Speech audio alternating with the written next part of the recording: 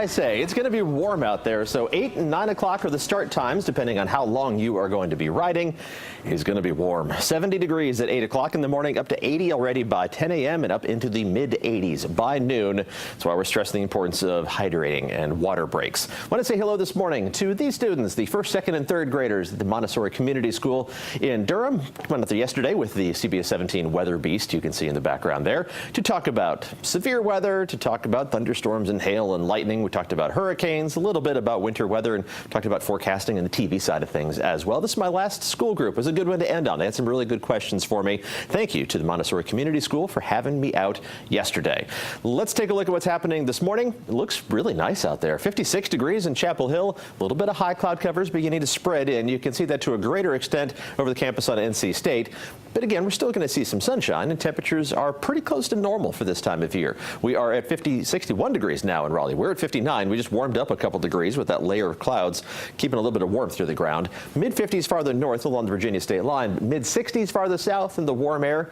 It's going to win as we head into the weekend, as we head through the rest of May, as we head through all of summer, for that matter. A few clouds building in as we go through the early morning hours. Temperatures in the mid-60s at 8 o'clock, just above 80 by noon. Some spotty showers, maybe even a couple thunderstorms, trying to make a run towards us from the northwest. I'll show you those on Futurecast in just a second, but they're not going to last the rest of the day, and we heat back up into the mid-80s by 3 o'clock this afternoon, upper 80s for highs, and still mid-80s at 6 o'clock. Very slight chance of a pop-up shower or thunderstorm at that point. It'll be even hotter as you head farther south. Not warmer, hotter. 90 degrees. Fayetteville, Rayford, on Fort Bragg, probably 90 degrees for Goldsboro and Clinton as well. Mid-80s along the Virginia state line. Mix of clouds and sunshine most of the day, but enough of that May sunshine and southwesterly winds bringing our temperatures up to about 6 or 7 degrees above average. Here's what the thunderstorms are right now. Just crossing over the Ohio River into West Virginia, so they're hundreds of miles away. We'll switch over to the future radar and track them as they get closer to us. Not moving in until around midday. This particular forecast model thinks around 2 p.m. Others are saying around noon, so around the middle of the day. Late morning, early afternoon. It's not going to last too long. Those are largely going to be falling apart as they move in.